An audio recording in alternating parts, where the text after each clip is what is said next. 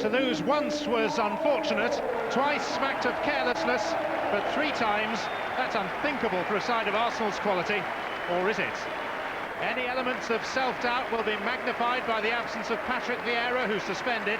The much scrutinised David Seaman takes the armband. Bergkamp has failed to displace Kanu. Edu's call-up means that for the first time, both Brazilians start in central midfield. Blackburn come here with respect, but no fear. 2 guys' inclusion adds strength in the middle. David Dunn will come in off the left flank, and Egil Østenstad continues up front. 6 years ago today, he claimed a hat-trick for Southampton in a 6-3 demolition of Manchester United.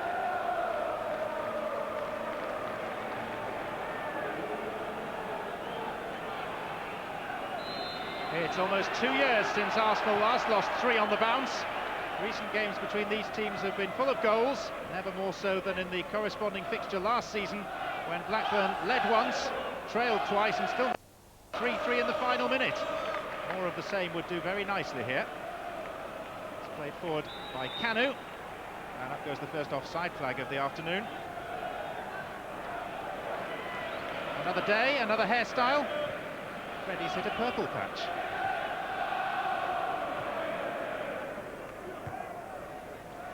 Wiltor showed too much of it to Johansson.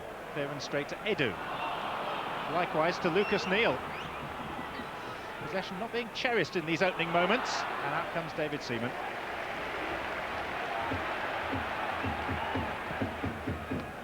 Henry. Slightly checked by Neal. Far from fully though. And now he's beaten Neal again. Guided out of play for the first corner of the afternoon. And he wants to take it very quickly. Header away by Flitcroft. This is Sylvain Wiltor. Stinging the palms of Brad Friedel. He's got 8 games without a goal, Wiltor. But Friedel has proved himself to be one of the most accomplished Barclaycard Premiership goalkeepers over the past couple of seasons.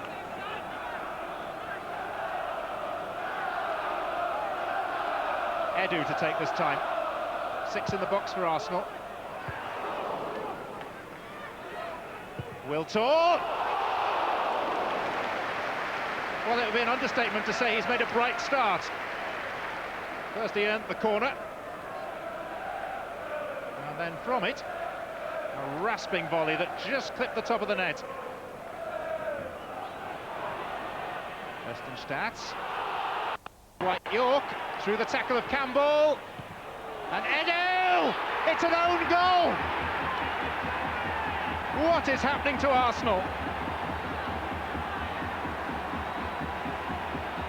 I can't imagine that David Seaman can believe what's going on. Beaten by a volley from his own player.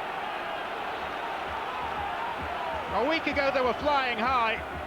Now Arsenal have been brought to earth with a real bump.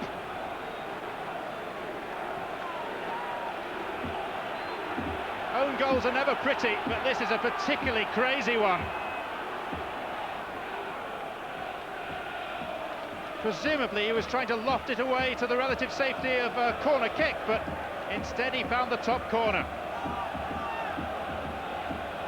It never rains, it simply pours. Wiltor. Flick through for Thierry Henry. Goalkeeper slipped and was grateful that it bobbled wide.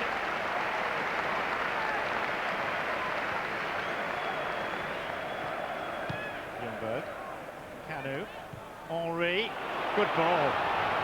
Here's Wiltor. 2 waiting. Cole and Ljungberg and Berg on the line together. Henry and Cole again. Still it won't go in for Arsenal. Credit to Henning Berg.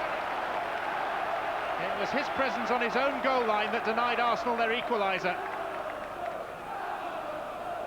Didn't know too much about it, but his positioning was excellent.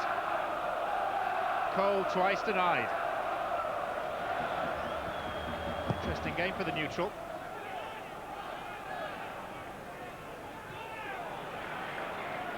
Kanu. Ljungberg steadied himself, and it'll come to to Silva and Wiltorn, and the legs of Friedel to the rescue. Richly entertaining this game. And Brad Friedel's been a busy keeper. Narrowed the angle, made the block.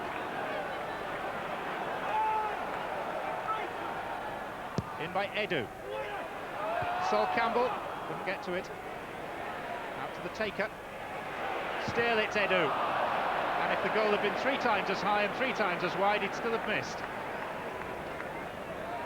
Another impressive stop by Friedel. Two-guy. Measured ball for Egil Østenstad. Faced by Sigon and Cole. Here's David Dunn. Now David Thompson, first time.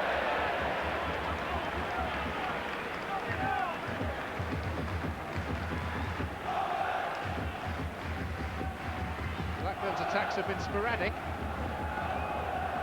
Graham Souness's touchline ban has yet to take effect, but as last season, his side have scored the first goal at Highbury.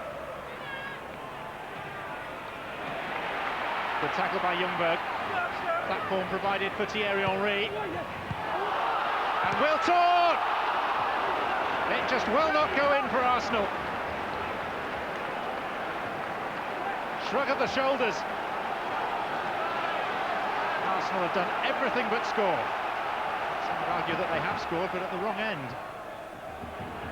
The natives are getting very restless. It's Wiltorn. Come for Kanu, who accepts the corner quite gratefully.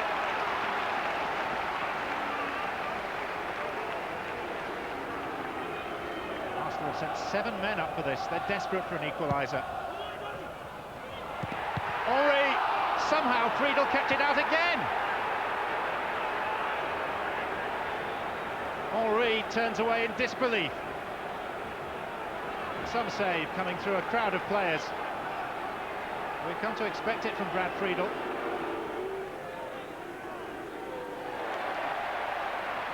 Sigon. Kanu. And Ljungberg! Again, credit to the goalkeeper. Made himself as big an obstacle as possible. And got into Freddie Ljungberg's vision. Just enough to force Ljungberg on the stretch to sky the ball.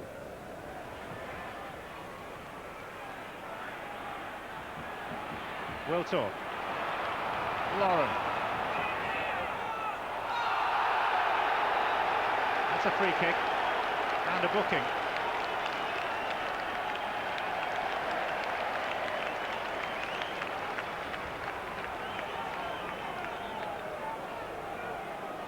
Niels-Erik Johansson was the player at fault.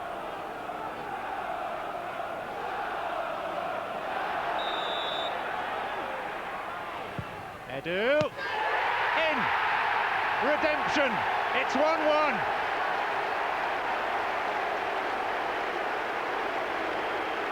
He started the half with an own goal. He's finished it with the equaliser. Friedel beaten at last. A very Brazilian moment. Pace and curve. Kanu stretched, didn't make contact.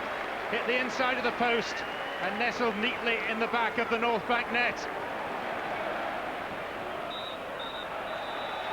Half-time arrives with Highbury in uproarious mood. The central figure undoubtedly Edu. An own goal after 5 minutes, beating his own keeper David Seaman. And then after many heroics by Brad Friedel at the other end, a legitimate equaliser after 45 minutes. An engaging half full of good things, and it's 1-1 at the break at Highbury.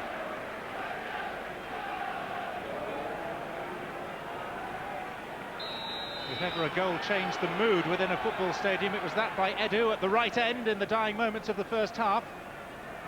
No changes by either side at the midway point. And Blackburn still wondering how they conceded after so much doughty defending. Here's Sol Campbell for Arsenal. Kanu. Johansson. And now Martin Taylor. Whacked it against his own player, Tugai, who's fortunate to retain possession. David Dunn. Spread for Erstenstadt. Campbell's gone with him. Thompson. Flitcroft. Now Johansson. Impressive spell of keep ball by Blackburn, and then Thompson just seemed to fall over. But in the view of the referee, he was helped. So it's a Blackburn free kick. Picture of innocence, Lauren, but it's not saved him. I thought he fell over before Lauren made contact with him. Might have been a slight nudge.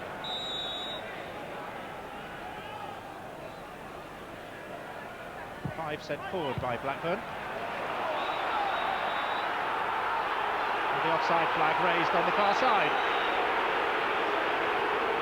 Home supporters frustrated because Arsenal were in possession. Start of a very big week for Blackburn Rovers. Next up, next Thursday, a trip to Parkhead to face Celtic in the UEFA Cup.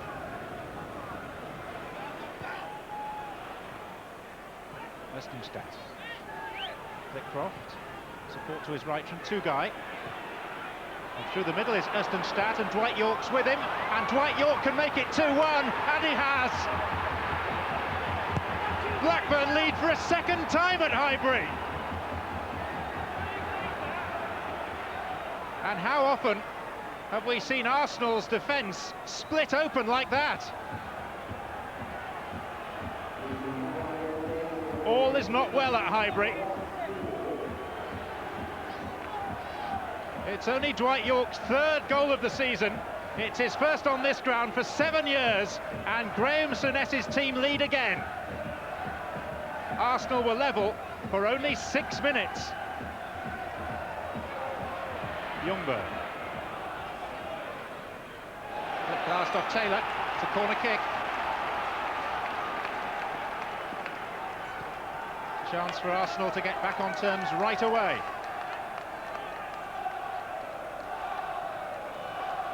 Spectators at the clock end doing their best to suck the ball in. It's deep to Campbell, and it's an excellent stop by Friedel. It's the same story as in the first half.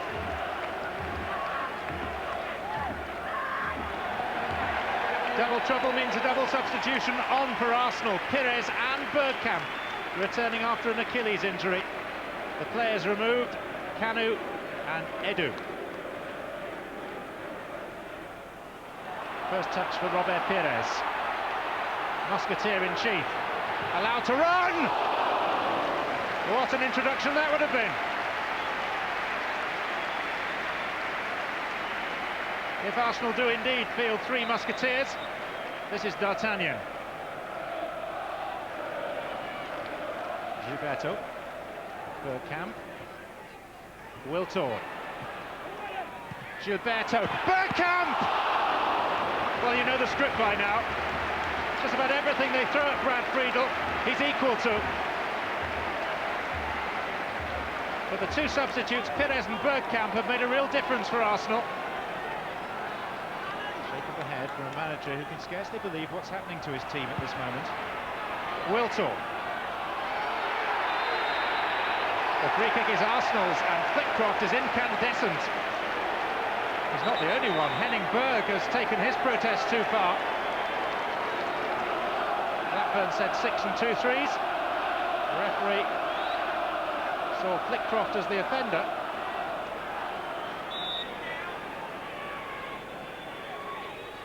Left by Pires for Henry. It's getting rather repetitive.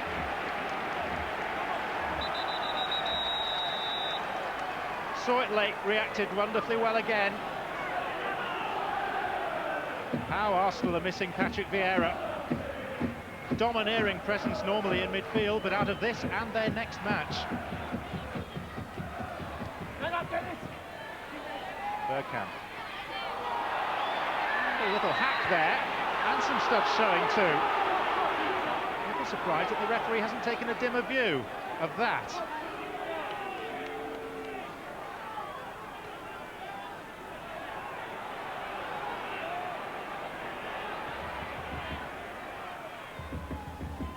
Gilberto. Pires. Wilton! And off the line, off the post. It was Taylor on the line that repelled it, diverted it against the post and then to safety. Sol Campbell.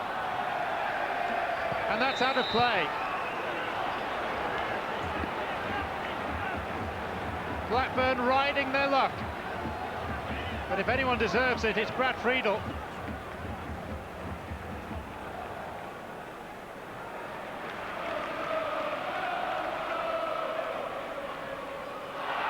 Oh, is that late by Flitcroft?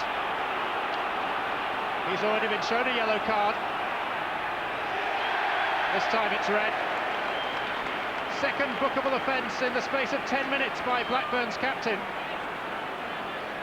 The last 5 Barclaycard Premiership meetings between these teams have now seen 5 red cards. Seemed a genuine attempt to play the ball by Flitcroft. Highbury's biggest crowd of the season is rapidly diminishing in size. Another escape route for Blackburn. They don't need many more, and they could add to their lead. It's Matt Jansen, and support's arriving from Dwight York. Chance to finish the game for Dwight York, and Seaman and Campbell somehow halted him. What is it about teams in blue? The side that some thought were unbeatable have now lost 3 times in a week. Sunk by an £80 a week apprentice, by the relative unknowns of Auxerre, and now by a striker deemed surplus to Manchester United's requirements.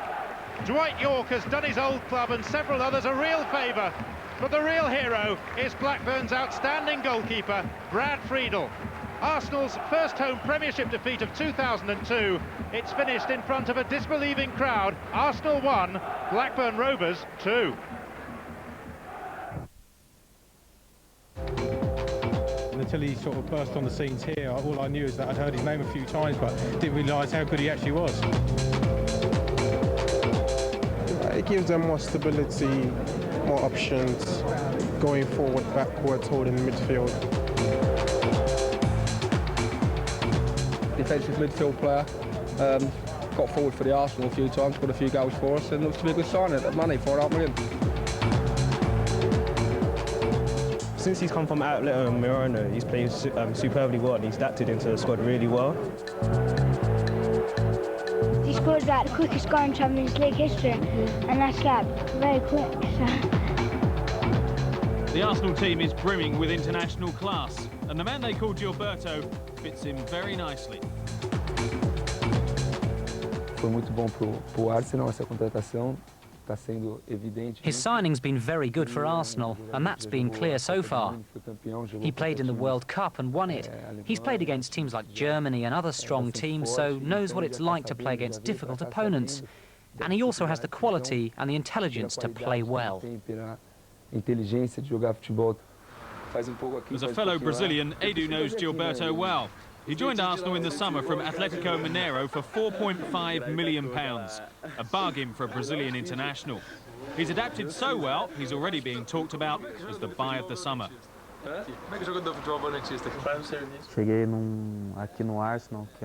I've arrived in a great team, Arsenal, and I've started very well. The fact it's a great team has helped me, but it also brings greater responsibility because I'm in a top team with top players. But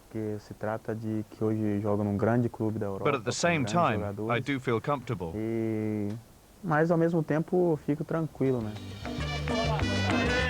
It's been an unbelievable 6 months in the life of a footballer who was unheard of outside Brazil before the World Cup. Gilberto went to the Far East, played in all 7 games, and came back a world champion. Within weeks of his return, he was training with his new colleagues at Arsenal, a team heavily tipped to win this year's UEFA Champions League. He must have to pinch himself to realise what's happened.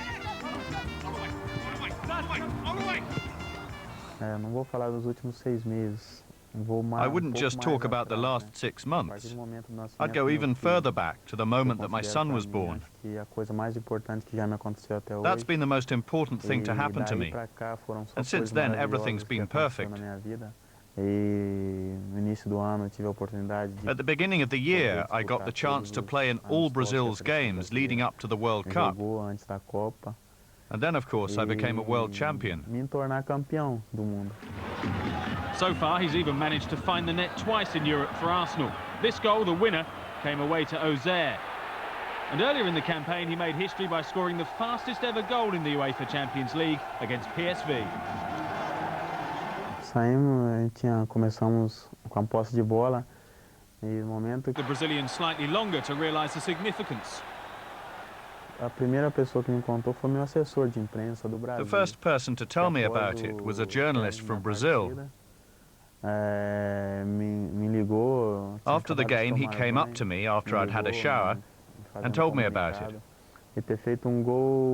To score a goal which enters into the history of such an important competition, and when you have such great attackers around with greater chances to do it, then I have to be happy with that. Gilberto is settling in well, and he has his Brazilian compatriot to help him out. He moves into his new apartment soon, right next to Edu. I'm sure he realises it's not really the garage out the back, and he doesn't mind at all a bit of leg pulling in return for some help from his colleague. I've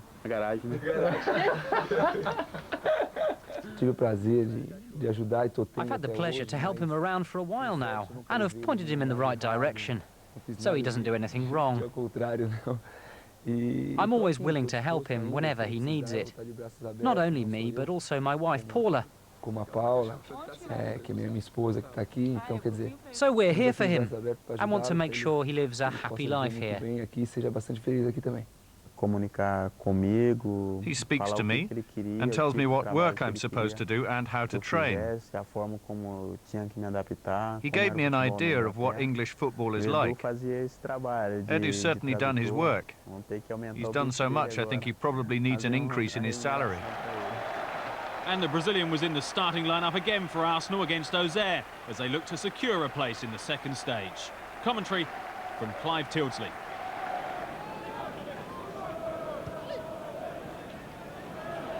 Shot by Capo, what a shot, what a goal! Boumson, Benchani, Boumson, the centre half, has gone on here. It might still come for Fadiga! It's 2-0!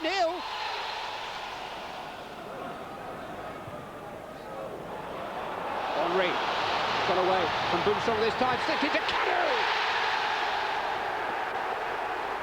Despite the defeat, Gilberto remains confident the side will bounce back this week, and he knows what it takes to adapt to football at the highest level.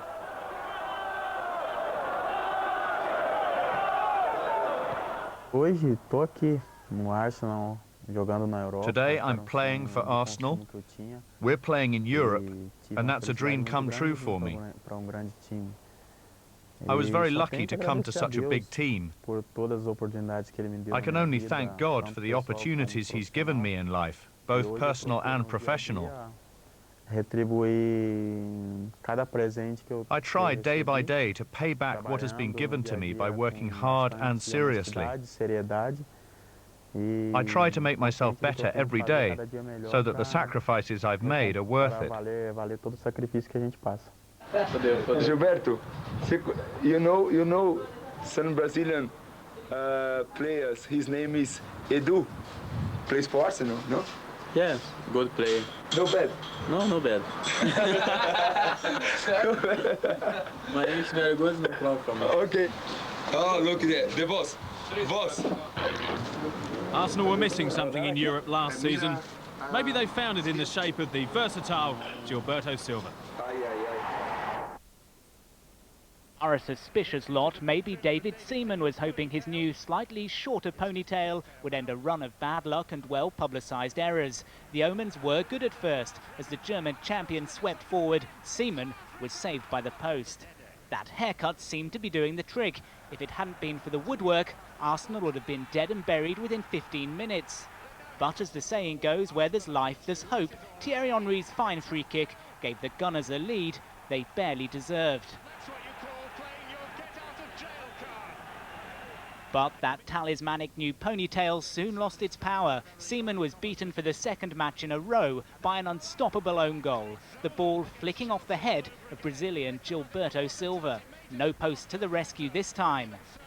And things got even worse for Seaman in the second half. He just couldn't get to the ball quick enough. The referee judged he brought down Jan Kola, ensuring another miserable night for the 39-year-old keeper. The team, considered unbeatable a few weeks ago, just can't stop losing. Final score: Borussia Dortmund 2, Arsenal 1. Nick Bashford, ITV News. After the match, the Arsenal manager Arsene Wenger spoke to ITV Sport. He leapt to the defence of David Seaman and said he believed the referee had made a mistake in awarding the penalty. I know what the referee has seen, but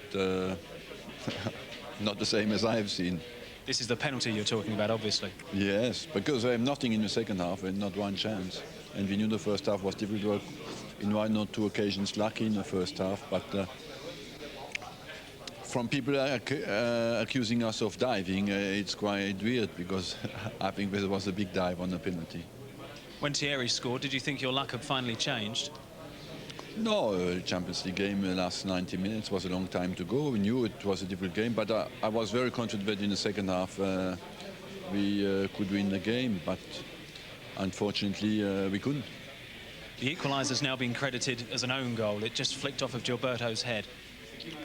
Well, we conceded a few like that now, and I think we have to work on that, because it's very difficult for the keeper after that to take the ball, but I think we were in a too deep position at the start. Inevitably, at the moment, everybody looks at David Seaman all the time on these goals. Are you sure that he's in the clear on that one? I think so, yes, but I think he's unlucky because he concedes a penalty where I don't feel there was one.